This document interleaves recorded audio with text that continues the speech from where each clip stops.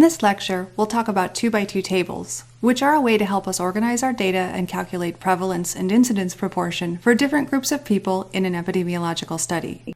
These tables are called 2x2 tables because all of the important information is in the middle two rows and columns, but I like to expand the table to 4x4, which allows us to add labels and totals. The tables are always set up the same way, with the outcome variable at the top and the exposure variable on the left side. Yeses are always on the inside, nos are always on the outside, and the totals are always in the last row and last column. A 2x2 table is constructed for a study that wants to compare groups of people based on their exposure and outcome status. Cell A contains the number of people who had an exposure of interest and developed the outcome.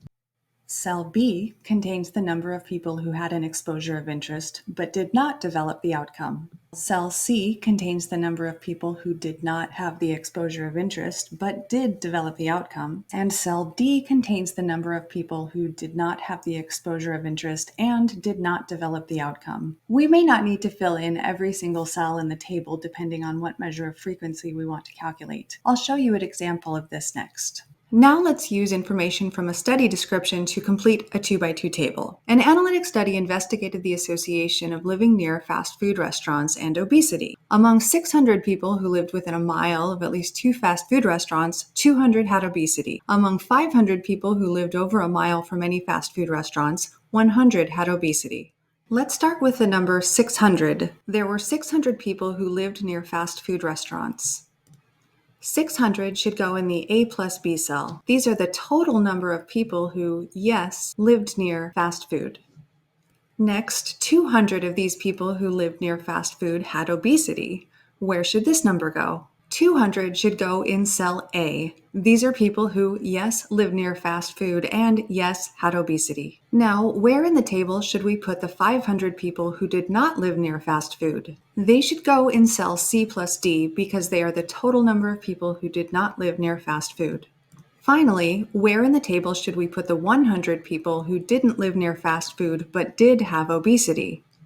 They should go in cell C because no, they didn't live near fast food, but yes, they did have obesity. Now we have the table completed enough to calculate the prevalence of the outcome, obesity, among the exposed and unexposed groups. The exposed group are the people who lived near fast food. Prevalence is the existing number of cases divided by the number in the underlying population. So, for the exposed group, it is the 200 existing cases of obesity divided by the 600 people who lived near fast food.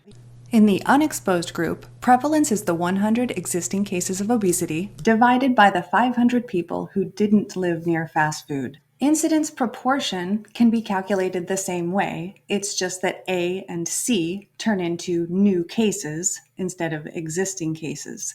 And the denominators of A plus B and C plus D turn into the number at risk at the start of the study. 2x2 tables are a useful way to break down study data by exposed and unexposed and outcome yes and outcome no, so we can calculate the prevalence and incidence proportion. However, calculating rate from a 2x2 table isn't usually done since we need to include time in the denominator, which is hard to do in this format. There are a couple of optional quiz questions next, but otherwise, that's it for 2x2 tables. Please let me know if you have any questions. Bye, everyone.